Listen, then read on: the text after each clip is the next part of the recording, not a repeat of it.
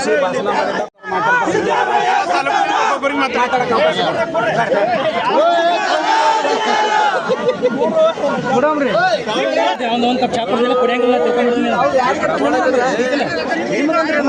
ನಮ್ಮ ಬಾಬಾ ಸಾಹೇಬ್ ಅಗಡಿ ಕೊಟ್ಟವನು ಬಾಬಾ ಸಾಹೇಬ್ ಕೂತ್ಕೊಂಡು ಕೊಟ್ಟವನು ಸಾಯ್ತಾನೆ ಬಾಬಾ ಸಾಹೇಬ್ ಏನೇನು ಬಣ್ಣಿನ ಇವತ್ತಿನ ದಿವಸ ಕರ್ನಾಟಕ ರಾಜ್ಯದಲ್ಲಿ ಒಳ ಮೀಸಲಾತಿ ವಿಚಾರವಾಗಿ ಏಕಕಾಲದಲ್ಲಿ ಒಂದೇ ಒಂದು ದಿವಸದ ಕರ್ನಾಟಕ ಸರ್ಕಾರ ವಿಳಂಬ ನೀತಿಯನ್ನು ಅನುಸರಿಸತಕ್ಕಂಥದ್ದನ್ನು ಖಂಡಿಸಿ ಒಂದು ಐತಿಹಾಸಿಕ ತೀರ್ಪನ್ನು ಕೊಡ್ತು. ಏನಪ್ಪಾ ಅಂತಂದ್ರ ಒಳ ಮೀಸಲಾತಿ ವಿಚಾರವಾಗಿ ಆಯಾ ರಾಜ್ಯಗಳು ಅವ್ರದೇ ಆದಂತ ಏರ್ಪಾಡನ್ನು ಮಾಡ್ಬೇಕಂತಕ್ಕಂತ ಒಂದು ಐತಿಹಾಸಿಕ ತೀರ್ಪನ್ನು ಕೊಟ್ಟಿದ್ರು ಸಹ ಆ ಒಂದು ತೀರ್ಪಿನ ಎಲ್ಲ ಕುಲಬಾಂಧವರಲ್ಲಿ ನಮಸ್ಕಾರ. ಲಾಸ್ಟ್ ಇಲೆಕ್ಷನ್ ಸಿದ್ದರಾಮಯ್ಯ ಅವರೇ ಒಪ್ಕೊಂಡ್ರು, ಮಾದಿಗರಿಂದ ನಾವು ಸೋತೇವೆ ಅಂತೇಳಿ. ಈಗ ಇನ್ನೊಮ್ಮೆ ಅವ್ರಿಗೆ ನಾವೆಲ್ಲರೂ ಪಾಠ ಕಲಿಸ್ಬೇಕಾಗ್ಯದ. ಇವತ್ತಿದು ಶಾಂತಿಕ ಹೋರಾಟ 30 ವರ್ಷ ಆಯ್ತು, ಇನ್ನೇನು ಹೋರಾಟ ಮಾಡಂಗಿಲ್ಲ. ಇವತ್ತು ನಾವು DC ಆಫೀಸಿಗೆ ಕೀಲಿ ಹಾಕ್ತೇವೆ ಇಲ್ಲಿ. ಇದು ಆದ್ಮೇಲೆ ಇವತ್ತಿನಿಂದ 15-16ನೇ ತಾರೀಕಿನವರೆಗೆ ಯಾವುದೇ MLA ಇರಲಿ, ಮಿನಿಸ್ಟರ್ ಇರಲಿ, ಯಾವುದೇ ಸರ್ಕಾರಿ ಕಾರ್ಯಕ್ರಮ ನಾವು ನಡೆಸಿಕೊಡ್ಲಾರ್ದಂಗೆ ನೋಡ್ಕೋತೀವಿ. ಅದಕ್ಕೂ ಮೀರಿದ್ರು ಅಂದ್ರೆ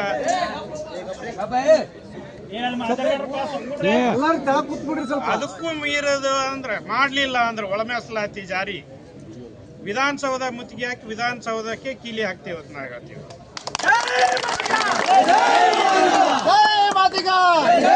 ಸಿದ್ದರಾಮಯ್ಯ ಅವ್ರಿಗೆ ಒಂದು ನೆನಪು ಮಾಡಿಕೊಡ್ತೀನಿ. ಅಹಿಂದ ಹೆಸರು ಹೇಳ್ಕೊಂಡು ಸರ್ಕಾರ ಬರ್ತಾರ, CM ಹಾಕಾರ, ಅದನ್ನೇ ನೆನಪು ಹಾರಿಬಿಡ್ತಾರ. ಈ ಭೂಮಿಯ ಮೂಲ ಪುರುಷರು ನಾವು. ನಮ್ಮನ್ನ ಕೇಳಬೇಡ್ರಿ ಅಂತ ಕೇಳ್ತೇವೆ, ಶಾಂತ ರೀತಿ ಇದ್ದೇವೆ ಇಟ್ಟು ದಿನ. ಈಗಿಲ್ಲ. ಈಗ ನಮ್ದು ಇನ್ನೊಂದು ರೂಪ ನೀವು ನೋಡ್ತೀರಿ ಅಂತ ಹೇಳ್ತೇನೆ. ಇವತ್ತು ನಾವು ಒಂದೇ ಇದರವ್ರು ಬಂದೆವು. ನಾಳೆ ದಿನಮಾನದಾಗ ನಮ್ಮ ಉಪಜಾತಿಗಳು ರೈಟ್ ಟು ಲೆಫ್ಟ್ ಎಲ್ಲರೂ ಕೂಡಿ, ಬೋಯಿ, ಬಂಜಾರ, ಅಲಿಮಾರಿ ಎಲ್ಲ ಸಮಾಜದವರು ಸೇರಿ, ಯಾಕಂದ್ರೆ ಒಳ ಮೀಸಲಾತಿ ನಮಗೊಬ್ಬರಿಗೆ ಇಲ್ಲ, ಎಲ್ಲರಿಗೆ ಅದ. ಎಲ್ಲರೂ ಸೇರಿ ವಿಧಾನಸೌಧ ಮುತ್ತಿಗೆ ಹಾಕ್ತೇವೆ ಅಂತೇಳಿ ನಾನು ವಾರ್ನಿಂಗ್ ಕೊಟ್ಟು ಇಲ್ಲಿಗೆ ನಾನು ಮುಕ್ತಾಯ. ನಾಯಕರಂತ ಉಮೇಶನ ಕಾರಜೋಳ ಅವರು ಕೂಡ ತುಂಬ ಧನ್ಯವಾದಗಳು. ಈಗ ಮಾತಂಗ ಸಮಾಜದ ಅಧ್ಯಕ್ಷರಾದಂಥ ಸೋಮೂರು ನದೇವಿ ಅವರು ಕೂಡ ಒಂದೆರಡು ಮಾತನಾಡ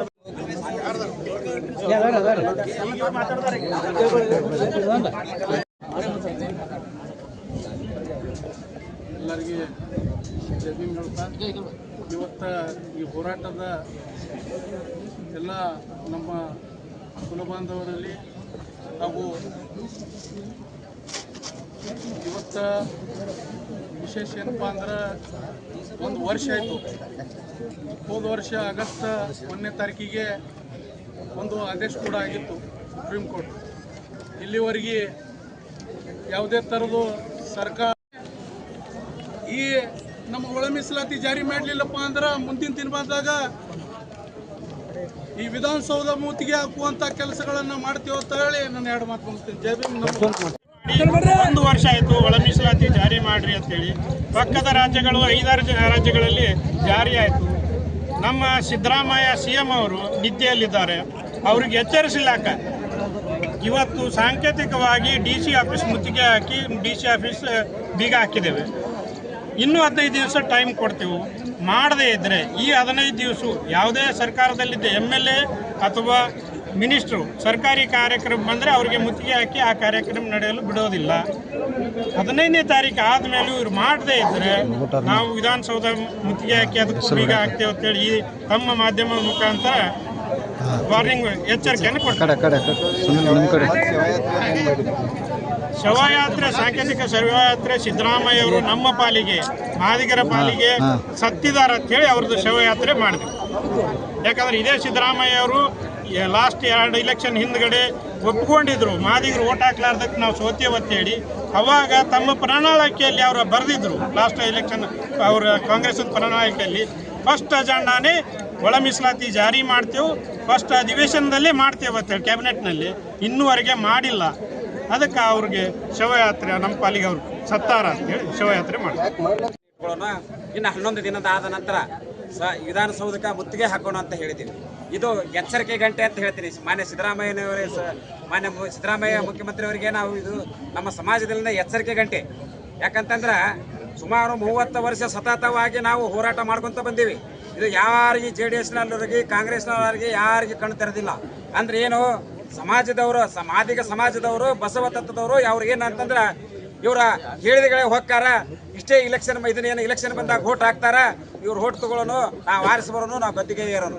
ಇದು ಒಂದು ಬಿಟ್ರ ಮತ್ತೆ ಇನ್ಯಾರಲ್ಲಿ ಯಾವುದೂ ಇಲ್ಲ. ಮೀನಾಮೇಷ ಎಣಿಸೋದು.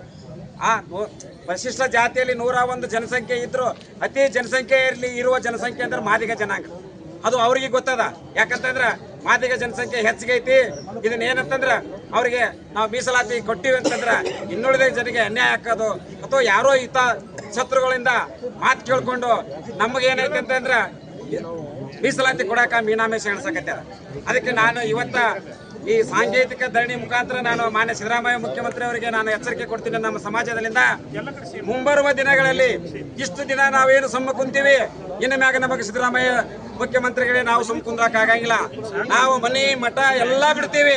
ಆದ್ರೆ ಮಾನ್ಯ ಜಿಲ್ಲಾಧಿಕಾರಿಗಳ ಮುಂದೆ ಉಪವಾಸ ಸತ್ಯಾಗ್ರಹ ಕೊಡ್ತೀವಿ. ಮತ್ತು ಅದೇ ರೀತಿಯಾಗಿ ಮತ್ತೆ ಹೆಚ್ಚಿನ ಹೇಳಬೇಕಂತಂದ್ರೆ ನಾವು ಉಗ್ರವಾರ ಹೋರಾಟ ಮಾಡ್ತೀವಿ. ಇದಕ್ಕೂ ಮಾಡಲಿಲ್ಲ ಅಂದ್ರೆ ಎಲ್ಲ ಸರ್ಕಾರಿ ಕಚೇರಿಗಳನ್ನ ಬೀಗ ಹಾಕ್ತೀವಿ. ಬೀಗ ಹಾಕಿ ನಮ್ಮ ದನ ಕರ ಮನೆ ಎಲ್ಲರನ್ನ ಕರ್ಕೊಂಡು ಬಂದ ನಿಮ್ಮ ಇಲಾಖೆ ಮುಂದೆ ನಾವು ಏನಂದ್ರೆ ಧರಣಿ ಸತ್ಯಾಗ್ರಹ ಕೊಡ್ತೀವಿ. ಮತ್ತು ನಮಗೇನಾದರೂ ಧರಣಿ ಸತ್ಯಾಗ್ರಹ ಕೂಡಿದಾಗ ನಮ್ಮ ಸಮಾಜಕ್ಕೆ ಯಾವುದೇ ರೀತಿ ಅನ್ಯಾಯವಾದ್ರೆ ಇದು ಸರ್ಕಾರ ನೇರವಾಗಿ ಹೊಣೆ ಆಗುತ್ತಂತ ನಾನು ಇವತ್ತು ಹೇಳ್ತೀನಿ. ಈ ಸಾಂಕೇತಿಕ ಧರಣಿಯಲ್ಲಿ ಎಲ್ಲರೂ ನನ್ನ ಸಮಾಜದವರು ಪಾಲ್ಗೊಂಡಾರ. ಅದಕ್ಕೆ ನಾನು ಇವತ್ತು ನನಗೆ ಮಾತನಾಡಕ್ಕೆ ಅವಕಾಶ ಕೊಟ್ಟಂತ ಮನಸ್ಸುತ್ತ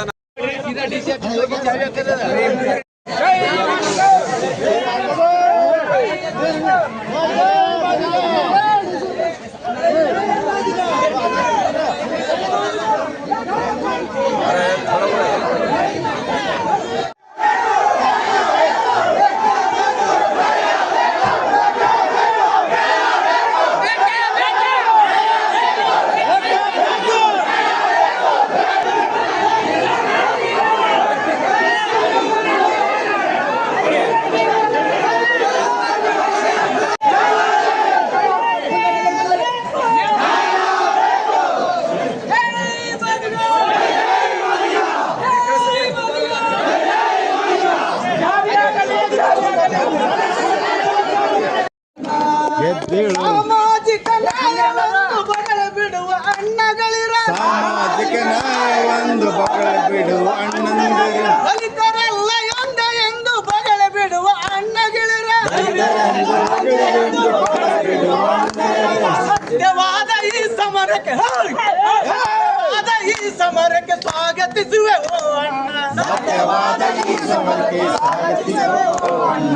ಬೇಡವೋ ಮಾದಿಗಣ್ಣ ಧೈರ್ಯದ ಸಾಗೋ ಬಾರೋ ನಮ್ಮಣ್ಣ.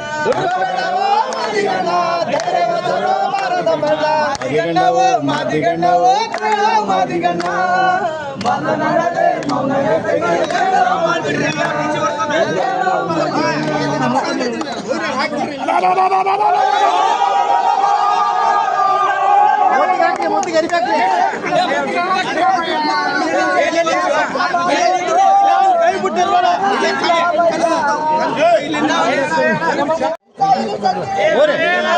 ಬರಲ್ಲ ಅಕಡೆ ಮುಂದೆ ಸರಿಯಾಗಲ್ಲ.